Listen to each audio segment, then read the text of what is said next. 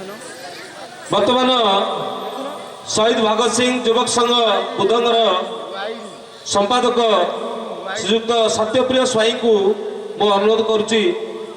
से आसी मंच में किसी अभिभाषण रखिए।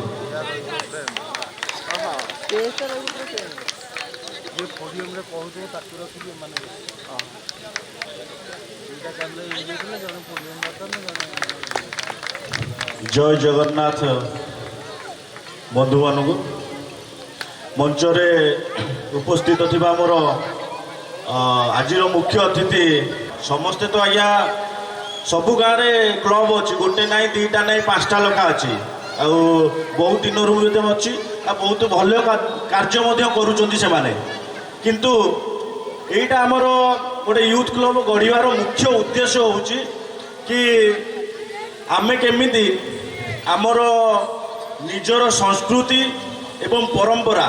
सेटा को केमिति आमे प्रोटेक्ट करवा बा सुरक्षा करवा। समस्ते तो पाठ पढ़ुचे पैसा भी रोजगार करुचे निज घर पाई कि मो घर केमिति उन्नति हम मो घर केमिति बड़ हम मो भाई केमिति उन्नति करिवो किंतु जोटा तुमको ये गाँ तुमको देइछि कि ये गाँव रे तुम जन्म होइछ ए गाँव रे केते जे तुम गढ़ीच केते से ठाकुर को जाई मुंडिया मारिच मते पास कर दियो केते जाई कि से नदी रे तुम बुड़ीच गुली करिच किंतु से गाँ पाई तुमर अवदान कौन समस्त सबू 2 महला 4 महला कोठा तुम करुच गाड़ी चढ़ुच सबू सेटा करवा कथा किंतु तुम तुम गाँ पाई कौन करुच आ तुम समाज पाई कौन करुच सेटा हूँ मुख्य उद्देश्य आमर यहाँ क्लब करिवार। ता सहित जोटा आमर गोटे भ्रांत धारणा अच्छी कि गोटे क्लब को जदि गोटे पिला जीव युवक पिला से बिगिड़ी जीव निशा खाइब ना कि खराब अभ्यास पड़ो सेटा को आमे केमिति चिंताधारा बदलैबा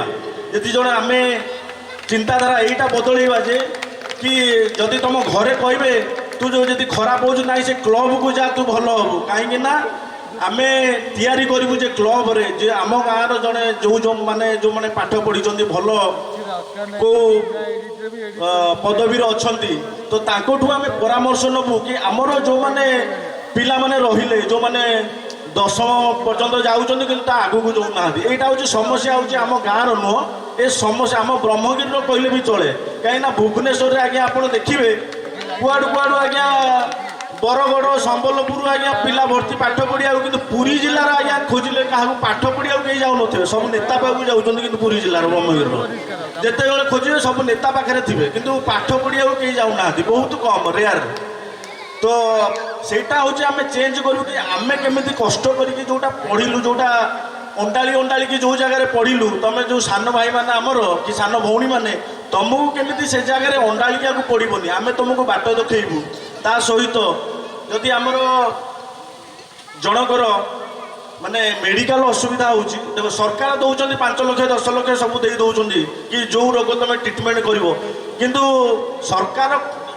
तुमको यहीटा भी कहूना कि कौ हस्पिटाल जीव कौ रोग पाई सेटा तो सरकार कहीपर ना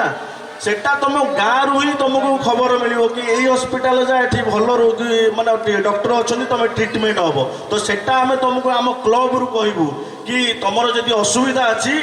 तुम ये जाओ आम तुम भल डॉक्टर अच्छे तुम ट्रिटमेंट हो पार तो सेटा आम गोटे सुविधा लोक मान आम क्लब मध्यम करने चाहूँ ता सहित आम परंपरा जोटा लोप पाई पाई जाऊँ धीरे धीरे गोटे परंपरार उदाहरण मु देवी माने मोर भी बहुत मन दुख जोटा कि आम गाँव लिभि जाइए मु चाहूँगी जे जो मैंने आम गाँव मुरबी अच्छा थिबा अवस्था सेटा पुणी पुनरावृत्ति हो जोटा माने कहवाक चाहूँगी मु कि आम गाँ को आगुरी गोटे पर्व हिसाब से निया जाउथला जेतेला आमर मुख्य माने आमर ठाकुर आमर प्रभु बालुकेश्वर आम गाँ को आसुले से गोटे आमर पर्व थिला आमे मासे आगु चाहिए बसुलु कौ दिन बालुकेश्वर आसबे आमे बाण फुटेबू आम गाँ परिष्कार करूँ आमे केमिति सेटा गोटे उत्सव रे पालन करूँ किंतु से परंपरा को किछि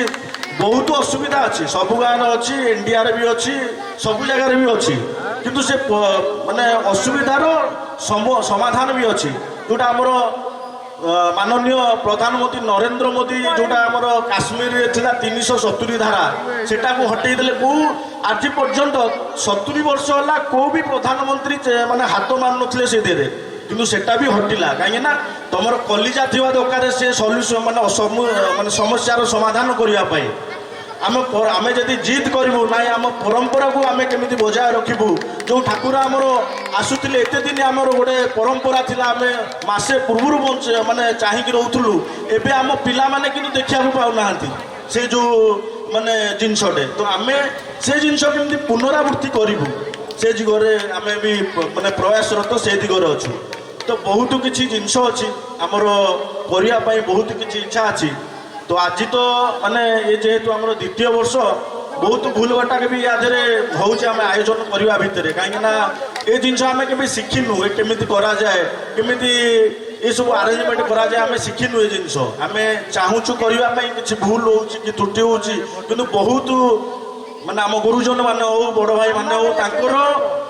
ଆମକୁ ସାହାଯ୍ୟ ବି ମିଳୁଛି, ଆଉ ଭଗବାନଙ୍କର ସାହାଯ୍ୟ ବି ମିଳୁଛି କି ଆପଣ କେମିତି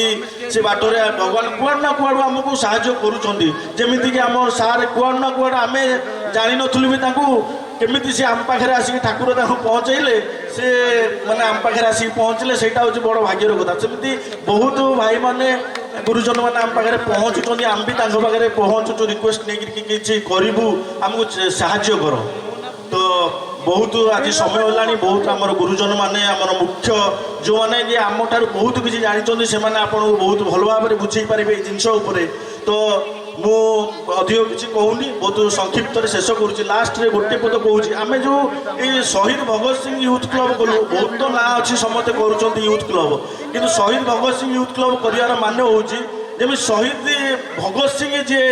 ନିଜ ଜୀବନକୁ